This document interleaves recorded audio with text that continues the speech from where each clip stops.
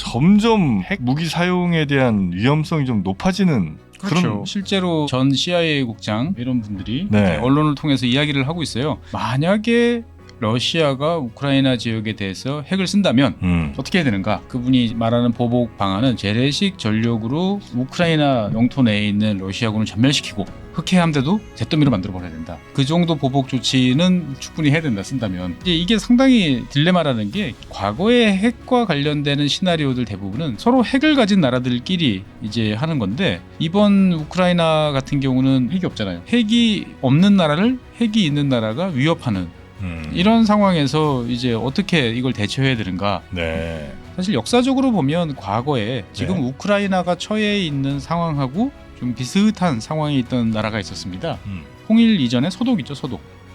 서독이 비슷해요? 예. 왜냐면 서독은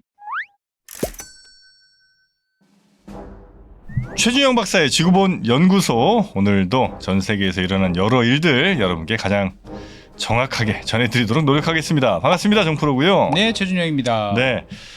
아유, 이 뭐 설마 하고는 있는데 네. 점점 이 핵 무기 사용에 대한 위험성이 좀 높아지는 그렇죠. 그런 멘트들이 자꾸 나오는 자꾸 것 같습니다. 나오죠. 예, 자꾸 나오고 실제로 이제 전 CIA 국장 뭐 이런 분들이 네. 언론을 통해서 이야기를 하고 있어요.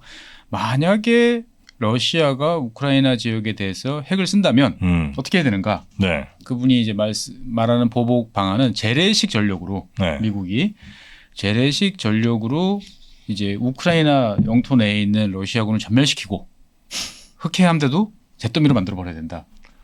아, 그 정도 보복 조치는 충분히 해야 된다, 쓴다면. 만약에 러시아가 핵무기 쓴다면. 예. 근데 이제 이게 상당히 사실 딜레마라는 게 기존에 우리가 이제 뭐 먼지 묻은 캐비넷을 열어가지고 뒤져보면 과거의 핵과 관련되는 시나리오들 대부분은 핵을 가진 나라들끼리 네. 어떻게 할 거냐. 이거였어요. 상대방이 선제의 기습 공격을 하면 어떡하지? 우리가 먼저 얻어맞으면 우리는 어떻게 보복해야 되지? 이렇게 서로 핵을 가진 나라들끼리 이제 하는 건데 이번 우크라이나 같은 경우는 우크라이나는 핵이 없잖아요. 네. 예전에 다 반납해가지고. 예. 그러고 나니까 이제 핵이 없는 나라를 핵이 있는 나라가 위협하는 이런 상황에서 이제 어떻게 이걸 대처해야 되는가. 네. 사실 이 고민은 조금 넓혀 생각해 보면 우리나라하고 똑같은 고민이에요. 아, 우리도 핵이 없고 북한은 핵이 있고 물론 이제 우리와 우크라이나의 가장 큰 차이는 우리는 이제 미국이 제공하는 해구산, 예, 확대 이제 핵억제 전력에 우리가 이제 그 안에 들어가 있다고는 하는데 네. 실제로 그 핵억제라는 게 제대로 작용하나? 막상 쐈을 땐. 막상 쐈을 때. 예, 이 문제에 대해서 사실 전 세계 누구보다도 우리가 좀 관심을 어떻게 보면 기울여야 되는 네. 지금 이제 그런 시점인 거죠. 그래서 지금 이제 뭐 핵 위기가 그동안 인류 역사상 몇 번 있었을 거 아니에요. 그렇죠. 예. 몇 번 있었고 이제 그때마다 유행이 이제 잘 잘. 피해 갔죠. 보면은 뭐 서로 정치 지도자가 타협을 했던지 아니면 비상 대응 발사 버튼을 눌러야 되는 지휘관이 뭔가 잘못된 것 같아. 라고 그래서 다시 확인해봐. 라고 하면서 이제 시스템을 차단해가지고 네. 이제 그 전면 핵전쟁을 막은 적이 있었는데 사실 역사적으로 보면 과거에 지금 네. 우크라이나가 처해 있는 상황하고 좀 비슷한 상황이 있던 나라가 있었습니다. 통일 이전에 서독 있죠, 서독. 서독이 비슷해요? 예. 왜냐하면 서독은 이제 과거에 지금도 독일은 핵이 없잖아요. 네. 그런데 오른쪽에 이제 동쪽에 바르샤바 조약군, 소련 군하고 이제 맞서고 있었잖아요. 그러다 보니까 이제 상당히 이제 핵에 대해서 고민을 했던 거죠. 자기들이 핵을 보유하는 거는 다른 나라들 때문에 쉽지 않고, 네. 근데 핵 위협에는 노출이 돼 있고, 이 상황을 어떻게 할 것인가가 이제 서독 입장에서 봤을 때는 오랫동안 이제 최대 고민이었고, 네. 다른 한편으로 보면 정치 세력 간에 여러 가지 이제 갈등을 난 이제 그런 것이기도 했습니다. 네. 그래서 서독이라고 그러면 사실 참 오랜만에 쓰는 단어인데, 옛날 서독 참 축구 잘했던 것 같은데. 그렇죠. 그 당시에는 뭐 서독이 최고였죠. 아, 예. 그렇죠. 예, 네. 뭐 베켄바우어 뭐 이제 있던 이 시절이었죠. 보면은 독일은 이제 2차 세계 대전에 끝난 다음에 잘 아시는 것처럼 동독, 서독 이렇게 나눠졌죠. 보면은. 네. 그래서 이제 그 서독에는 이제 민주주의, 자본주의 뭐 이런 쪽이 들어섰는데 초반서부터 한 20년 동안은 이제 우파 기민당이라고 하는 지금도 네. 있죠. 보면은 예, 기민당이 이제 집권을 했어요. 그래서 이 우파는 집권하면 당연히 이제 미국 주도 서방 진영에 우리가 찰싹 달라붙어야 된다. 뭐 당연히 그렇겠죠. 예. 그래야 되는데 사람 생각은 또 다 그렇지 않습니다. 이 반대 야당이었던 이제 3인당 지금 이제 집권 세력 중에 이제 하나죠. 이제 3인당 같은 경우는 야 그렇게 해봐야 우리는 결국 양쪽 미국 소련 대립하는데 사이에 껴가지고 총알바지밖에 안 돼. 그래서 우리가 하는 거는 미국 소련군 다 철수시키고 비핵 비무장 중립화 통일을 해야 돼. 라고 주장을 이제 했던 거죠. 네네. 그러니까 이제 이런 3인당 입장에서 봤을 때는 아니 우리가 핵무기를 왜 가져? 그다음에 아니 나토가 다른 나라에 대해서 해구산을 세워준다는데 그거 있다라고 그래서 확실히 안전해? 믿을 수 있나? 믿을 수 있나? 그러면 그 대신 재래식 전력이라도 갖자 그러면 아니 그 상대방이 핵을 쓰는데 우리가 재래식 전력 가져봐야 무슨 의미가 있냐? 그러면 이제 우파 쪽에서는 아니 그럼 도대체 어떻게 하자는 거냐라고 이야기가 나오면 이제 소련한테 잘 빌어야지. 야당은 그렇게 얘기를 해요. 야당이 이제 SPD 입장에서 봤을 때는 뭐 이렇게 긴다라는 표현까지는 아니지만 참 친하게 지내야 된다. 친하게 잘 지내야 된다. 예, 라고 하는 거죠 보면은. 그래서 50년대부터 이제 우리는 핵이 없고 어떻게 해야 되나 이제 고민을 이제 계속했던 거죠. 그러면서 이제 50년대 중반에 이제 서독이 이제 재군비에 나섭니다. 이제 군비 증강을 또 해요. 그러니까 이제 원래는 군대가 없었죠. 네. 이제 2차 세계 대전에 너희는 군대 만들지 마라고 했다가 이제 나토가 만들어지고 생각을 해보니 이제 미국, 프랑스, 영국 이런 나라들끼리만 가지고는 도저히 이 소련과 바르샤바 조약기구군하고 맞설 수가 없다. 결국은 최전방에 있는 독일을 무장시켜야 된다라고 해서 이제 50년대 중반에 이제 다시 소독 군이 군대가 생겨나는 거죠. 그래서 여기에 대해서 이제 좌파 야당 쪽은 이제 징병 반대, 그다음에 반핵 시위 이런 것들을 하면서 우리는 원하지 않는다라고 맞섰어요. 당시에 이제 한 15만 명 정도가 이제 시위를 했으니까. 워낙 이제 뭐 전쟁에 대한 트라우마도 있고 뭐 그렇죠. 이 당시에 이제 내걸었던 논리는 야, 이 재군비 해봐야 12개 사단 한 25만 명 정도인데 이거 다 원자탄 날라오면 총알바지 아니냐. 라고 했던 거죠 보면은. 네. 그래서 50년대 이렇게 맞서고 있었는데 50년대 후반에 이제 베를린 위기 사태가 이제 벌어집니다. 베를린 위기는 뭐예요? 베를린 장벽이 만들어진 거죠. 네. 베를린 장벽이 만들어지니까 이 야당 SPD 입장에서 봤을 때 보면 네. 사람들한테 이제 비난을 받는 거죠. 아니 너희들이 소련이랑 잘 지내면 된다며. 저긴 지금 이렇게 장벽 세우고 있는데. 저기 장벽 세우고 있고 지금 긴장도를 막 높이고 막 그 탱크 들이밀 준비를 하고 있는데 이게 너희들이 말이 되느냐. 예. 그래서 SPD가 이제 되게 위기에 몰린 상태에서 당시 이제 서베를린 시장을 지내고 있던 빌리 브란트, 네, 예, 이제 시장이 이제 SPD 이제 노선 3인당 노선에 정면으로 반기를 듭니다. 나는 서베를린 시장으로서 친미, 반소, 반공 노선을 주장한다. 특히나 이제 그 베를린은 어쨌든 동동내 섬처럼 포위되어 있는 지역이니까 더 불안감이 클 수는 있겠죠. 그렇죠. 네. 그래서 이제 이 빌리 브란트 수상은 기존에 이 좌파 진영이 주로 됐던 이제 반미, 반핵 이런 노선에서 탈피해가지고 정치적으로 나는 반대세. 네. 나는 서베를린 시장으로서 친미 반공, 반소 노선을 분명히 한다라고 이야기를 이제 했던 거죠 보면. 그러면서 이제 SPD가 입장이 좀 바뀌어요. 야 이런 상황이 되고 생각을 해보니 우리가 왜 집권을 못하지? 그러니까 이 냉전 체제 하에서 저 자식들한테 정권을 맡기면 이 소독을 안정되게 잘 끌어갈 수 있을까?라고 이제 생각을 이제 하게 됐던 거죠. 네. 그래서 SPD는 이제 노선을 쭉 바꿔서 그래 재래식 전력 강화 그리고 나토와의 결속을 강화하다라는 데 대해서 이제 동의를 하는 거죠. 네. 상당 부분 이제 우파랑 이제 비슷한 이제 노선을 걷게 되는데 이제 60년대 후반쯤 되니까 다시 시간이 지나서 이제 딜레마가 생겨요. 그 전까지는 미국하고 소련은 다 가진 50년대 그럴 때는 핵무기 다 합해봐야 몇십 발 정도 수준이었는데.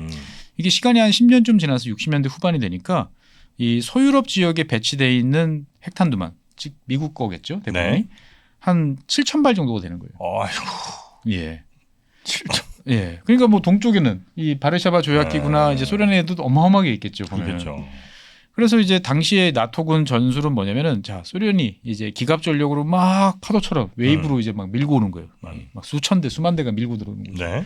그럼 거기에 대해서 처음에는 뭐 대전차 미사일이거나 뭐 탱크를 동원해서 맞서겠지만 조만간 뚫릴 거다. 그러면 그 위에다가 이제 전술핵을 쏜다. 이게 이제 당연한 방어 전술이었어요. 그래서 뭐 핵지뢰, 핵배낭, 뭐 155mm 포탄, 8인치 포탄. 예, 온갖 무기에 다 이제 핵무기들이 장착이 돼가지고 저 밀려오는 기갑 부대에 빵 쏘는 거죠. 쏘면은 이제 보통 기갑대대 하나 정도 네. 이제 날릴 수 있을 거예요 보면은 전술핵은. 예. 그러니까 이제 그렇게 전술을 이제 세워놓고 방어 전술을 연습을 하는데 소독 입장에서 봤을 때는 이게 이제 야 이러면 이거는 이기나 지나 우리는 망하는 거네. 뭐 어떻게든 다 그렇죠. 죽는 길이죠. 뭐. 왜냐면은 일단 전쟁이 시작돼서 전쟁이 시작되면 재래식 전쟁이 터진다 하더라도 첫 번째 무대는 무조건 독일이라는 네. 거죠. 근데 여기다가 이제 핵 전쟁이 시작되면은 결국 이제 독일 전체는 뭐 핵무기로 도배가 될 것이고 네. 독일 민족과 이제 독일이라는 국가는 소독이나 동독이나 가릴 거 없이 절멸된다. 예, 완전히 지구상에서 사라질 거다. 이거는 뭐 명약관화한 네. 스토리다라는 거죠. 네.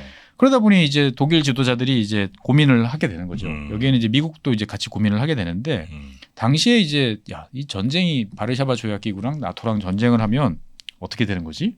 시나리오를 한번 짜봐라고 이야기하는 첫 번째는 자 우리 핵무기는 꺼내지 맙시다.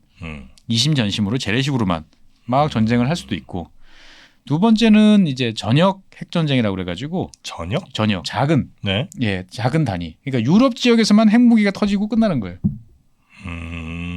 예, 중단거리, 단거리 핵미사일만 네. 왔다 갔다 하다가 끝나는 거예요. 그러니까 유럽 지역만 핵이 뒤덮이고 나머지 지역은 안 맞는 거고. 그다음에 이제 세 번째는 이제 전략 핵전쟁이죠. 미국과 소련의 본토로 이제 핵미사일이 날아오는 이 세 가지의 시나리오가 이제 있을 수가 있는 거죠.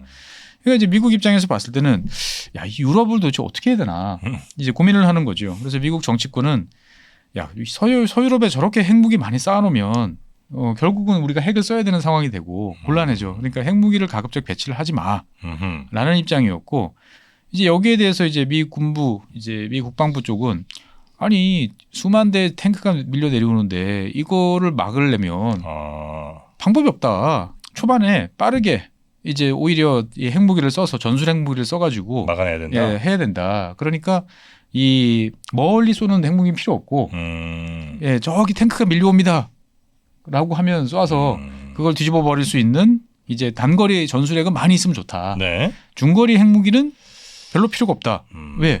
왜냐하면 잘못 쏘다 보면 소련을 건드려 가지고 이게 이제 전략 핵 전쟁으로 갈 수도 있기 때문에 필요 없다라고 이제 생각을 했던 거죠. 네. 그래서 차곡차곡 이렇게 쌓아놓는 건데 이제 독일 같은 경우는 입장이 좀 달랐던 거죠. 독일 이제 에스페데 네. 이제 좌파 입장에서 봤을 때는 자 전쟁이 벌어지면 일단 최대한 재래식 전쟁으로 버텨야 된다. 그 다음에 이 전술핵을 쓰는 유럽에서 대륙에서 왔다 갔다 하는 거는 빠르게 끝내고 빨리 이제 전략 핵으로 넘어가야 된다. 우리만 죽을 수 없다. 다 죽자. 그 미소가 같이 그렇죠. 싸대는 걸로 가자고요. 그렇죠. 근데 이렇게 되려면은 소독에 배치되어 있는 핵무기가 단거리만 있으면 아무 소용이 없다. 이왕이면 중거리. 그래서 독일에서 서독에서 발사를 하면 모스크바를 때릴 수 있어야 이 상대방이 야 이거 잘못 핵을 쓰면 모스크바도 날아가겠네. 라고 생각을 해서 핵전쟁을 막을 수 있다. 그래야 우리 안전이 지켜진다. 그렇죠. 그래서 우리 단거리 핵무기 말고 서독에는 중거리 핵무기를 배치해라. 라고 이야기를 하는 거죠. 그럴 수도 있겠네요. 네. 그렇습니다. 그래서 이 노선에 대해서는 독일 이제 서독의 우파도 비슷했어요. 우리 혼자만 죽을 수 없어. 그래서 일단 전쟁이 시작되면 빠르게 전략 핵전쟁으로 가서 모두가 다 같이 죽자. 이런 이제 전술을 이제 해주는 거죠. 보면. 네.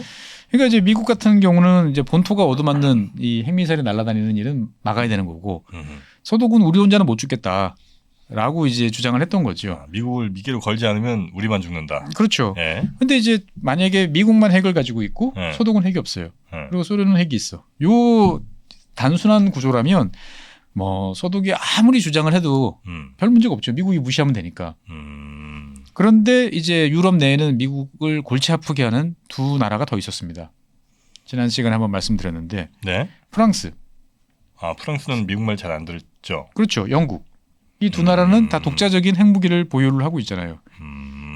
예. 그러니까 이제 지난 시간에 예전에 말씀드렸던 걸 다시 복습을 해보면 네. 프랑스 같은 경우는 어려운 말로 이제 비례 억지 전략이라 그래서 핵 전력이 이제 비례 억지 전략이라는 게 있는데 그게 뭐냐면 핵전쟁이 시작됐어요 일단. 네네. 그러면 뒤도 돌아보지 않고 모든 핵을 한꺼번에 총동원해서 쏟아붓는다. 소련 대도시에 쏟아붓는다. 예. 그래서 모두가 어차피 사람은 다 한 번밖에 안 죽는다.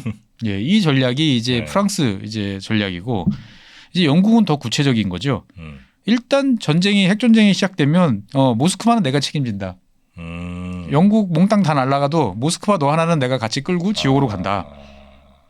그래서 이제 이 러시아 같은 옛날 소련 같은 경우는 네. 모스크바 주변 지역에 다층에 이제 방공망을 구축하고 있었어요. 날라오는 핵미사일을.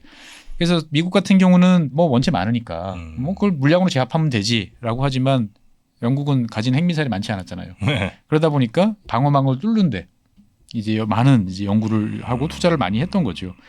그러다 보니 이제 미국 입장에서 봤을 때는 이제 골칫덩어리가 되는 거예요. 네. 우리는 소련을 안 건드리고 그냥 투닥투닥 영국 그 유럽 대륙 내에서만 어떻든 뭐 끝나는 걸로 할 수 있는데 이 영국과 프랑스라는 이 작지만 뭔가 핵을 가진 세력이 존재하다 보니까 이거 골칫덩어리다라고 이제 생각이 되는 거죠. 그래서 소련 같은 경우는 영국과 프랑스가 이 소련 대도시에 핵 공격을 가하면 너희들은 말할 것도 없고 미국도 우리든 같이 간다라고 이제 공약을 해놓은 거예요. 이제 보면은.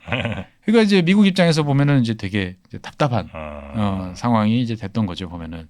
아유, 뭐 쉽지 않네요. 그렇습니다. 네. 그러니까 이제 어떻게 보면 이게 지금 다른 나라 이야기라고 하니까 아이 그래 맞아 같이 죽는 게 나아라고 생각을 하지만 막상 이제 우리 위에 핵이 떨어질 수 있다라는 생각을 하는 상황에서는 정말 이제 어려운 판단을 이제 하게 되는 거죠. 아니, 그 상황에서 어떻게 그냥 또 위험에 잘 넘어갔어요? 그렇죠. 그러니까 이 당시에는 이제 서로 이제 계획을 열심히 이제 그리고 있던 거죠. 그림 서로 그리고. 그렇죠. 야 이게 날라오면 이렇게 돼.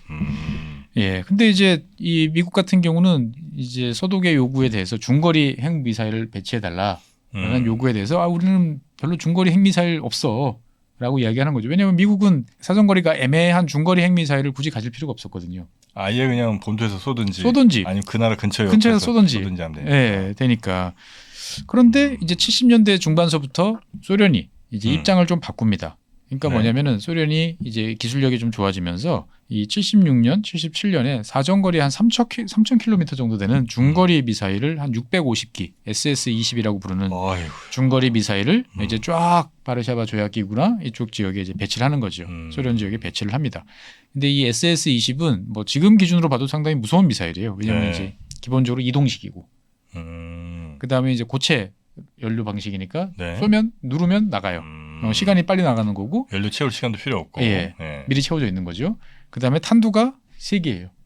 그러니까 다탄두예요? 다탄두예요.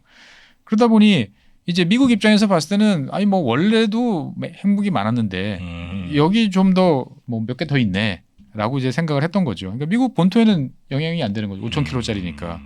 근데 이제 유럽의 입장에서 봤을 때는 야 이러면 우리가 일방적으로 두들기 맞는 거 아니야? 라는 생각이 이제 들게 되는 거죠.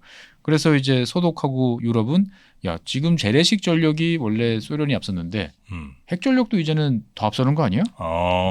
그러면 이러면 이제 불안도가 2배로 높아지는 거죠. 그 전에는 자 저놈들이 탱크로 밀고 와도 우리는 미국이 제공해주는 단거리 핵무기로 그거를 제압을 하면 어떻든 밸런스를 맞춰라고 했는데 우리가 단거리 핵무기를 쓰는 순간 우리 머리 위에 이제 SS-20이 이제 날라와가지고 우리를 잿더미로 만들어 버리는데 미국은 보고만 있어. 과연 미국이 초반에 핵무기로 보복을 해줄까? 라는 이제 두려움이 이제 들게 되는 거죠. 네. 그러니까 이제 소련 같은 경우는 사실 이 중거리 이제 탄도미사일 사정거리 한 3,000에서 5,000km 정도 되는 거를 이제 왜 이때 본격적으로 배치를 했냐면 ICBM 대륙간 탄도미사일보다 훨씬 저렴해요. 사정거리가 짧으니까 만들기 쉬운 거예요. 뭐 그렇겠죠. 예, 근데 소련이라는 나라는 잘 생각해 보면 어마어마한 국토를 가진 나라잖아요. 네. 지금 러시아에 우크라이나에 뭐 스탄 국가들 다 포함하잖아요. 네. 그러니까 미국을 직접 때릴 일만 아니면 그냥 소련 본토 내에다가 한 3,000에서 5,000km 정도 중거리 미사일을 쭉 깔아놓으면 예, 거의 유라시아 대륙 전체를 이제 영향권에 넣을 수 있는 거죠. 네네. 그러니까 굳이 미국을 신경을 건드리지 않고 유럽에 대해서 압박 수위를 높일 수 있는 최선의 카드라 생각을 해서 이제 대규모 이제 중거리 미사일을 배치를 하게 됐던 거고 미국 같은 경우는 앞서 말씀드린 것처럼 이거는 필요가 없는 거예요. 예. 그래서 이제 뭐 개발은 해놓고 있었는데 퍼싱 2라는 이제 정밀 미사일이 있었는데 이거를 유럽에 배치하려고 하자니 결국 소독에 배치해야 되는데 소독은 이제 이 당시부터 벌써 반전 반핵 평화운동 이런 게 되게 심했기 때문에 아니 뭐 우리가 굳이 욕 먹어가면서 그거를 배치해야 되냐 이제 이런 이제 거부 입장이 있었던 거죠. 당시 독일의 서독의 슈미트 수상은 이제 소련으로 날아갑니다. 소련에 가서 브레즈네프 서기장하고 협상을 해요. 아니 형님 왜 갑자기 이렇게 합니까? 우리 다 말로 죽자는 겁니까? 말로 합시다. 근데 돌아가. 예. 바로 까요. 예, 까입니다. 그러니까 이제 슈미트 수상이 돌아와서 그래 이렇게 된 이상 방법은 하나밖에 없다. 그래서 77년에 발표를 합니다. 동독에 배치된 SS-20 미사일을 철수하지 않으면 우리는 서독에 미국 퍼싱2 미사일을 들여와서 배치할 거다라고 이야기를 하는 거죠. 그러니까 이 발표를 들은 서독 국민들 입장에서 봤을 때는 아니 그러면 이제 지금 단거리 핵도 모자라가지고 중거리 핵까지 있고 중거리 핵 미사일이 서독에 배치가 되면 전쟁이 시작하자마자 일단 소련 입장에서 봤을 때는 자기네한테 날아올 수 있을 것 같은 네. 이런 유럽의 그 중거리 핵 미사일이 배치된 지역들은 먼저 핵 공격을 퍼부을 거 아니야? 당연히 그렇겠죠. 이러면 우리보다 더 빨리 죽으란 소리 아니야? 라고 그래가지고 이 서독 내부에 극심한 이제 반대 운동이 전개됩니다. 배치하지 마라. 그렇죠. 네. 그래서 한 30만 명 이상이 동원이 돼서 반전 평화 시위가 되고 이제 인간 띠입기 이런 것들이 이제 이때 시작이 돼요. 네. 예, 그래서 우리는 전쟁이 싫다. 우린 죽기 싫다라고 이야기를 하면서 또 일각에서는 이 슈미트 수상을 이제 암살해야겠다. 암살이요? 이 당시에는 이제 적군파가 아직 있으니까 예, 이런 이제 테러 세력들이 아직 많이 있었던 시기였죠. 네. 그러니까 이제 암살 위협까지 나오는 거죠. 그래서 이제 이 집권하고 있던 에스페데 이제 삼민당 입장에서 봤을 때는 네. 자기 지지 세력하고 이제 갈등을 빚는 이제 이런 상황이 됐던 거죠. 그래서 결국은 이 반전 평화 운동을 주도하던 이제 환경주의자, 그 다음에 평화주의자 이런 사람들이 이제 더 이상 에스페데는 변했어. 난 너희랑 같이 안 갈래. 그러고 이제 탈당을 하게 됩니다. 그리고 이제 그때 만들어진 세력이 지금의 녹색 그린이죠. 예, 그러니까 뿌리는 원래 삼민당이에요 보면은. 근데 이제 핵 중요 이슈가 핵이었군요. 예, 핵이었습니다 보면. 그러니까 우리는 70년대 열심히 이제 경제 발전 막 이거 정신 없을 때 이 당시에 이제 독일 서독 같은 경우는 이런 이제 핵을 둘러싼 방정식을 이제 풀고 있었던 거죠. 그래서 서독이 이제 이런 식으로 극심한 내분을 이제 거치는 와중에 1979년 12월 12일 우리는 이제 12월 12일 날 1212 사태가 벌어졌지만 12.12 예. 네. 이 나토는 이제 이중 결정이라고 하는 유명한 전략을 채택을 하게 됩니다. 그러니까 뭐냐면 자 나토의 목표는 중거리 핵무기 없는 유럽이 목표다. 그러니까 우리는 중거리 핵무기를 굳이 두고 싶지 않다. 그런데 현재 동유럽에 이제 SS-20으로 대표되는 중거리 핵무기가 많이 배치되어 있기 때문에 네. 이게 폐기될 때까지 소유럽도 같은 수준의 핵무기를 배치할 거다라고 이야기를 합니다. 그러니까 너희들이 철수 안 하면 우리는 배치하겠다라고 이야기를 하는 거죠. 그래서 이제 나토가 이 소련과 바르샤바 조약 기구에 협상을 제안을 해요. 4년 동안 우리가 협상을 해보자. 네. 그래서 4년 내 이제 상호 중거리 핵무기 배치를 하지 않겠다라는 약속을 하면 우리도 안 하겠지만 만약에 그런 합의가 없으면 우리는 배치할 거다라고 이제 이야기를 하는 거죠. 근데 소련은 뭐 할 테면 해봐라라고 이제 강수를 두는 거죠. 이제 그런 와중에 이제 이 슈미트 총리는 이제 인기가 점점 없어지는 거죠. 아무래도 이제 야, 정말 핵전쟁 정말 하자는 소리야? 미쳤어? 막 이런 이야기를 계속 듣다 보니까 이제 기민당, 삼민당이 이제 연합하고 있던 와중에 이제 연정이 붕괴되면서 이제 독일 통일을 갖고 왔던 콜 총리가 이제 1982년에 이제 취임을 하게 되는 거죠. 그래서 유명한 그 총리죠, 콜 네. 총리. 예. 그래서 콜 총리는 이미 전임 슈미트 총리가 이제 고생 해가지고 밑자락을 깔아놨기 때문에 이제 이 중거리 핵미사일 실전 배치에 대한 결단만 내리면 되는 상황이었던 거죠. 그래서 네. 1983년 이제 11월 22일 날 독일 의회가 서독 의회가 치열한 이제 논쟁 끝에 네. 찬성 286, 반대 225라는 이제 크지 않은 표 차이로 네. 이제 퍼싱2 중거리 미사일을 이제 배치하는 것을 허가를 하게 되는 거죠. 미국도 그럼 동의를 했다는 거겠네, 그죠? 그렇죠. 그러니까 뭐 나토에서 요구를 하고 서독이 한다면 그러면 우리도 배치할게.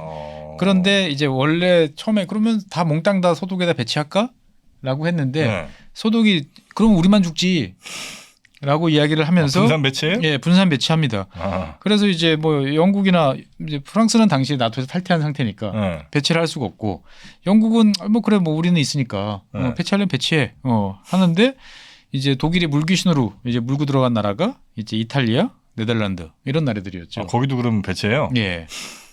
그래서 서독에 이제 108기가 배치되고 네. 이제 영국, 이탈리아, 네덜란드 이런 나라에도 쭉 배치가 돼서 유럽의 전체 한 460기 정도가 이제 배치가 되는 거죠. 네. 그러니까 이제 혼자 죽더라도 혼자는 못 죽겠다. 라는 이야기였던 거죠. 근데 이 퍼싱2라는 이제 이 미사일은 지금은 이제 다 폐기돼서 없어요. 아, 그래요? 없는데 당시로서는 뭐라고 그래야 되나 이 오버 테크놀로지 그 시대를 앞시른 예 그러니까 딱 발사 버튼을 딱 누르면 이제 7분 만에 이제 모스크바를 이제 정밀 타격을 할 수 있는 능력을 가지고 있는 미사일이었는데 독일에서 모스크바까지 7분 와. 7분인데 이게 이제 그냥 단순히 빠르다 이게 문제가 아니고 어마어마하게 정밀해요. 그러니까 요즘엔 당연한 거지만 그 당시에는 이 탄두 앞쪽에 레이더를 달아서 네. 이제 자체적으로 정확하게 지형 지물을 파악을 해서 예, 레이더로 스캔하는 거죠. 그래서 지형을 읽어서 자기가 갖고 있는 이제 메모리 안에 있는 간단한 지도랑 네. 맞춰보는 거죠. 그래서 궤도를 수정을 해가지고 이제 정확하게 날아간 도중에 수정도 해요. 때려가면서 막판에 이제 꽂히는 거죠 보면은. 그러다 보니까 핵을 탑재 당연히 하죠. 네. 핵을 당연히 탑재하는 미사일인데 이게 아주 정확해서 상대방 이제 사일로 상대방 그 발사대 같은 경우를 선제 공격할 수도 있는. 그러니까 어떻게 보면 지금 우리나라가 개발하고 있는 여러 가지 이제 그 탄도 미사일 네. 목표가 사실은 이 퍼싱 2예요. 그거를 40년 전에 그래요? 예, 그 당시에 이제 컴퓨터 해봐야 뭐 메모리 이제 몇십 킬로바이트 수준에 와. 그거를 이제 달성을 했으니까 어떻게 보면 오버 테크놀로지죠. 그러니까 사정거리도 짧고 그 ICBM보다는 고도도 낮고 속도도 빠르고 그러다 보니까 이제 소련이 당시에 가지고 있는 조기 경보 탐지 시스템에는 탐지가 안 돼요. 와, 소련 엄청 무섭겠네. 날라오는지도 이제 모르는 상태에서 두들겨 맞는 거죠. 그러다 보니 이제 소련도 상당히 이제 부담을 느끼고 드디어 미국과 이제 당시 이제 고르바초프죠. 네. 이제 평화에 대해서 이야기를 하면서 첫 번째로 타깃이 됐던 게 중거리 핵미사일을 이제 폐기하자라고 이야기를 하는 거죠. 아, 그래요? 그러니까 이제 나토 쪽에서 이제 힘 대 힘으로 가겠다라고 해서 실제로 배치를 하고 나니까 이게 이제 피부로 와닿는 거죠. 저거를 우리가 선제 공격을 해서 저놈들을 다 날려버릴 수 있을까? 만약에 못하면 우리가 당하는데 이거는 확률이 너무 낮죠.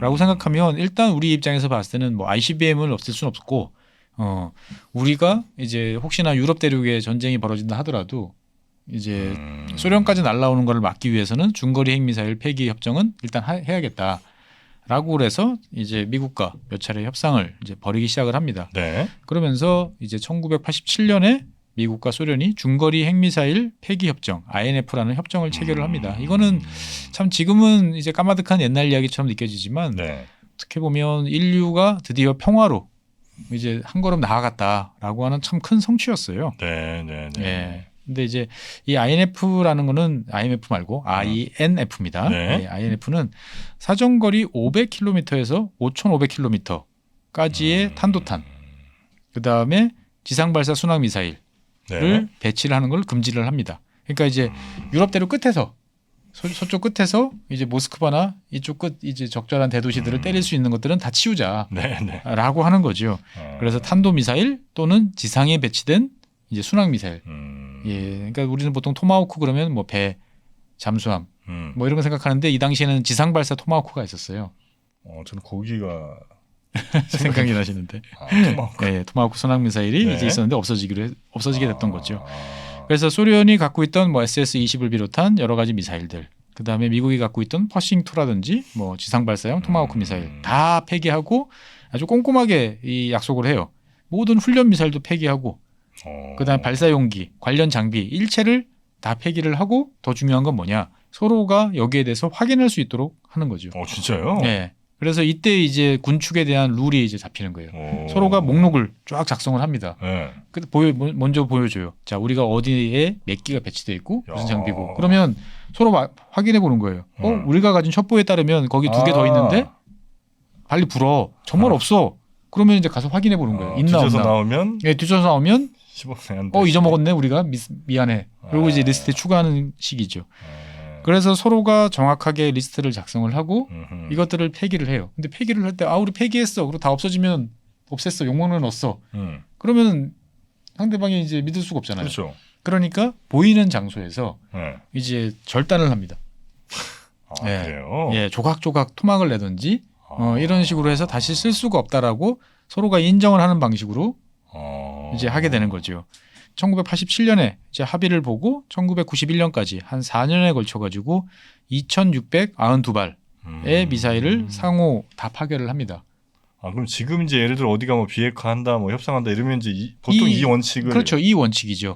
서로가 갖고 있는 우리가 갖고 있는 리스트, 우리가 파악하고 있는 리스트 서로 맞춰보는 거죠. 네네네. 맞춰보고 야 너 더 있는 거 아니야? 정말 없다니까? 그럼 와서 검사해봐, 확인해봐. 그리고 검증할 수 있는 방법으로 없애고, 네. 그다음에 서로가 그다음에도 혹시나 또 배치했나 싶어서 수시로 또 다시 가서 확인할 수 있는 권한을 주는 거죠.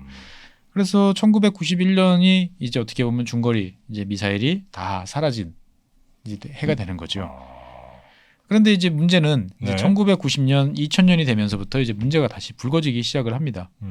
왜냐하면 당시로서는 1980년대, 90년대 초반에는 이 중거리 탄도 미사일을 가진 나라는 소련과 미국 양 두 나라밖에 없었어요.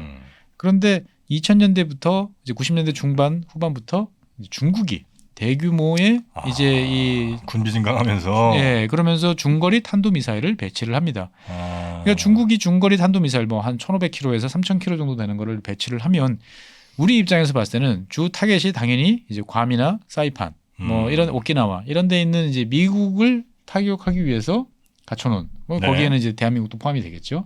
그래서 저거는 이제 우리 겨누는 용이다라고 생각을 하는데 러시아 입장에서 봤을 때 저것도 우리 겨누는 용이다. 라고 생각을 하는 거죠.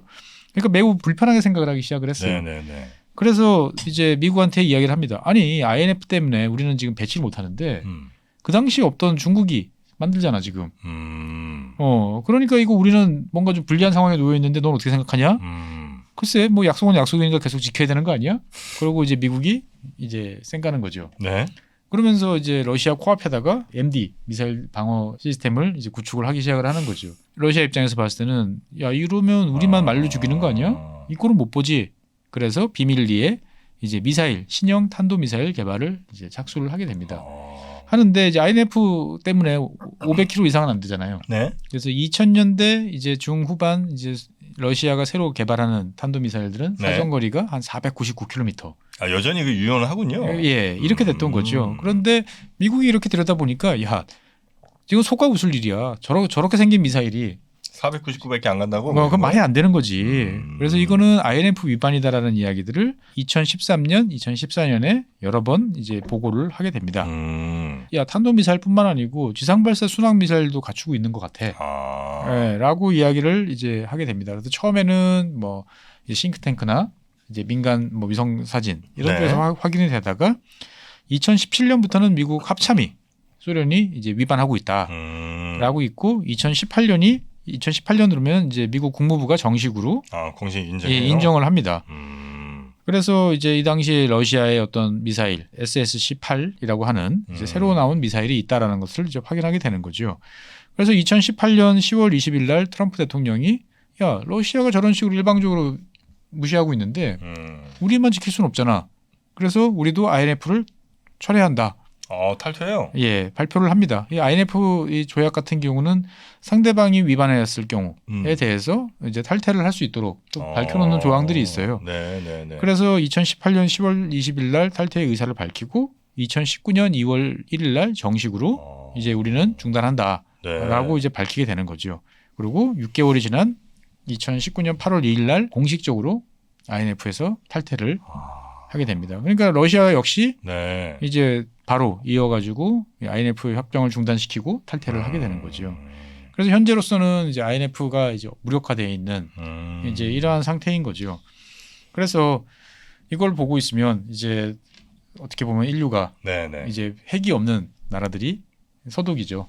나라가 이제 핵을 가진 나라를 제어하기 위해서 어떻게 보면 몸부림치기도 하고 스스로를 인질로 삼아서 이제 상대방을 위협할 수 있는 핵미사일을 배치를 하기도 하고 했었는데 그래 옛날에는 그런 일이 있었지라고 사실 생각을 해왔던 이야기인데 2022년 다시 이제 우크라이나에서는 이제 이런 고민들을 이제 하고 있는 거죠. 네.